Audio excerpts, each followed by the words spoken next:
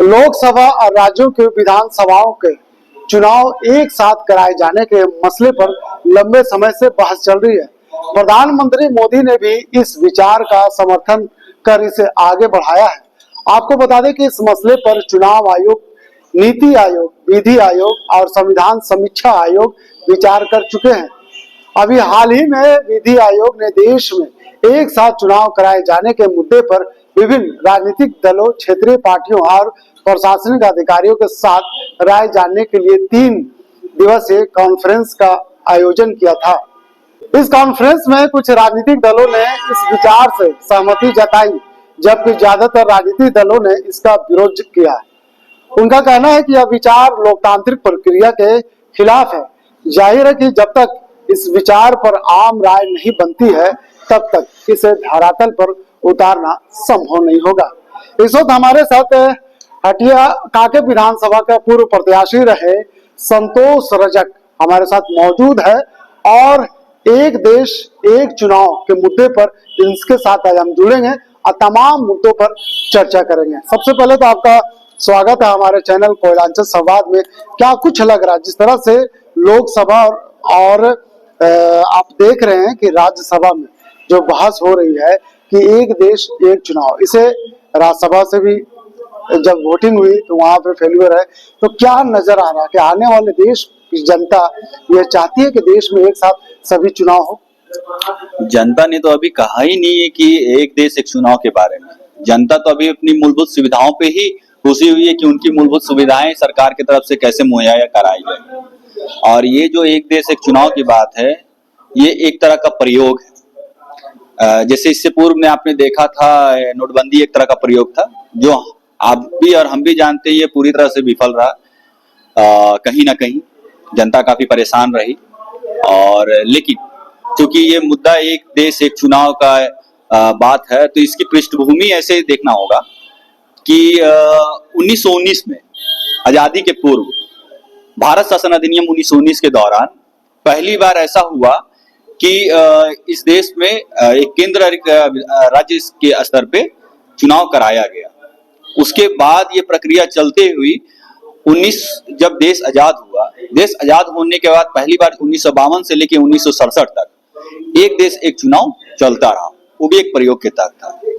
लेकिन चूंकि हमारा जो देश है विभिन्नताओं का देश है, संस्कृति हमारी जहां जाइएगा वहां पल पल में संस्कृति भाषा आपको चेंज होते दिखाई देगी। उसके दौरान सभी को एक रखने का कोई काम किया पूरे ब्रह्मांड में, तो वो है भारत। इतनी विभिन्न संस्कृतियों में भी सबको एक साथ करने, उसका कारण था कि भारत का संविधान इतना खूबसूरत है और संविधान को बाबा साहब डॉक्टर भीमराव अंबेडकर के द्वारा जो बनाया गया है, बहुत सोच समझ के बनाया गया था। तो 67 के बाद किसी कारणवश 68 में आपका एक देश एक चुनाव जो चलते आ रहा था 15 सालों से, वो ब्रेक हुआ और उसके बाद वो चलते आ रहा है, कभी कहीं और चुनाव कभी कहीं और चुनाव, ऐसे चलते आ रहा है। तो संतोष जी, यहाँ पे एक सवाल उठता है कि अचानक देश के भीतर इस तरह की मुद्दे बाहर आना, इसे क्या देखते हैं और क्या सोचते हैं? देखिए, कहीं ना कहीं मूलभूत मुद्दे से भटकाने का ये कार्य है। जो मुद्दे बेसिक नीड है, जरूरत है लोगों के लिए, जनता के लिए, उन मुद्दे को सत्र में ना लाके, उन मुद्दों पर चर्चा ना करके आप ऐसे मुद्दे पे ला दीजिए, ऐसे मुद्दे को छोड़ दीजिए जिस मुद्दे पे चर्चा हो और चर्चा हो कि फिर वो पूरा का पूरा सत्र खत्म हो जाए, हंगामा हो या जो भी हो। आप ऐसा क्यों करें? इसकी जरूरत अभी नहीं है। हाँ, लोग कह रहे हैं जो इनके पक्ष में है, कुछ लोगों का कहना है कि एक देश एक चुनाव आज के परिप्रेक्ष्य में इसलिए जरूरी है क्योंकि इसमें खर्च बचता है।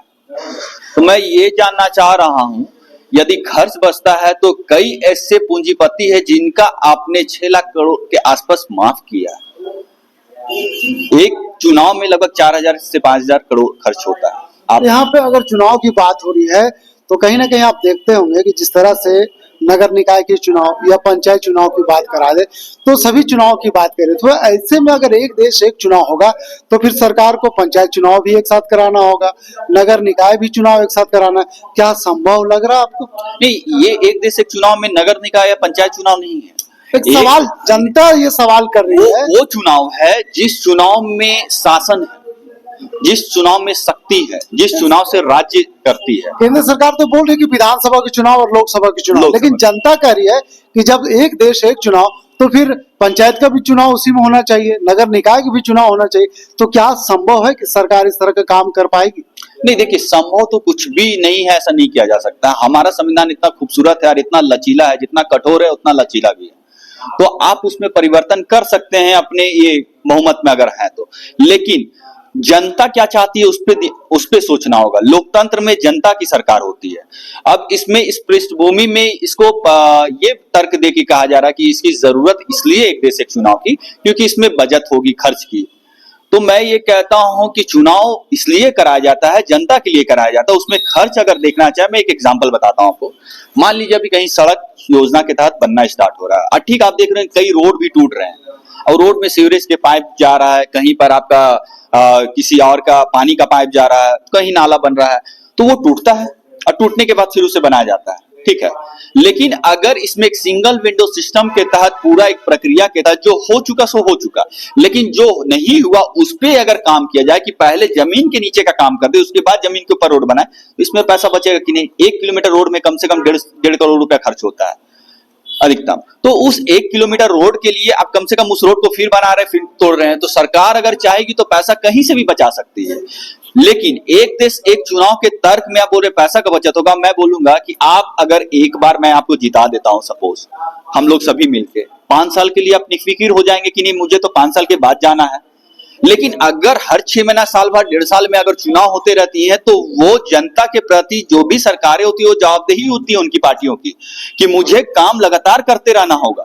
यदि मैं लगातार काम नहीं करूंगा तो मुझे जनता को जवाब देना पड़ेगा, और हो सकता है अगले 6 महीना बाद वाला जो चुनाव उसमें जनता मुझे फटकार देगी, जनता मुझे प्यार नहीं देगी। तो फिर इसका एक सवाल उठता है कि इसका पृष्ठभूमि क्या होना चाहिए? इसका पृष्ठभूमि तो संविधान में ही दे दिया गया है।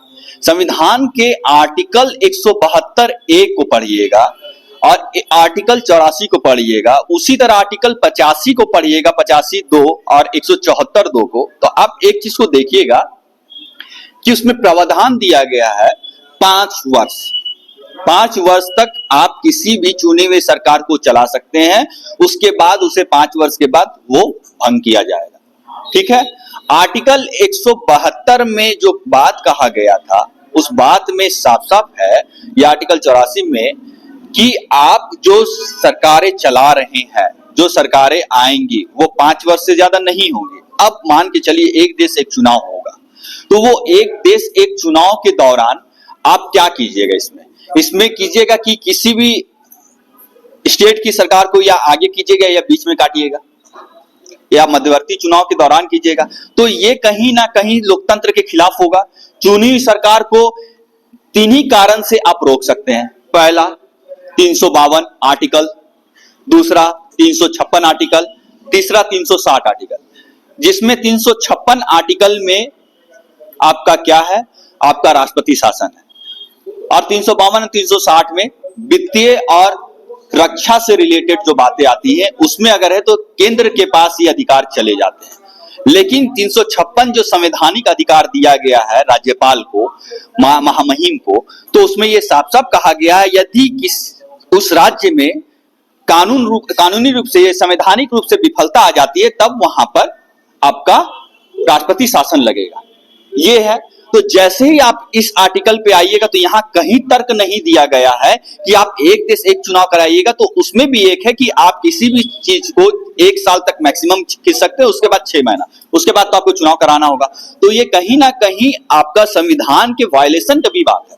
तो फिर इसमें ऐसा क्यों हो रहा है कि एक तरफ अगर देखा जाए तो कुछ लोग इसके समर्थन में आगे आ रहे हैं, और दूसरी तरफ अगर देखा जाए तो कुछ लोग इसमें विरोध में आगे आ रहे हैं। देखिए, समर्थन में वो लोग आ रहे हैं जिन्हें अमेरिका की तरह 2 पार्टियों के बीच में द्वंद्व कराना है। बात को समझिए, जो 2 राष्ट्रीय पार्टी होंगे एक देश एक चुनाव में भविष्य, ये जो मुझे लगता है, तो वो दोनों के बीच में फिर वो बात सीमित हो जाएगी। तो आने वाली जो क्षेत्रीय पार्टियां हैं, या जो इंडिपेंडेंट खड़ा होते हैं या जो पार्टियां खुद को अपने आप में मजबूत करने की कोशिश करते हैं कि नहीं ये लोकतंत्र है, मुझे भी इसमें समर्थन मिलेगा, तो उन क्षेत्रीय पार्टियों का और वो नई पार्टियों का और वो निर्दलीय जो खड़ा होते हैं उन सभी के मुद्दे गौन हो जाएंगे। जब ये गौन हो जाएंगे तो कैसे गौन होंगे? जब एक देश एक चुनाव होगा तो लोगों के दिमाग में ये डाला जाएगा कि केंद्र के मुद्दे जो हैं वो अल्टीमेटली हावी रहेंगे। उस समय वो मुद्दे मतलब राष्ट्रीय स्तर के मुद्दे जो रहेंगे वो क्षेत्रीय मुद्दे को गौन कर देंगे, और जैसे ही क्षेत्रीय मुद्दे गौन होंगे तो स्थानीय मुद्दे भी गौन हो जाएंगे। अब ये दोनों सवाल यहाँ पे ये है कि संतोष कुमार कहाँ खड़ा है?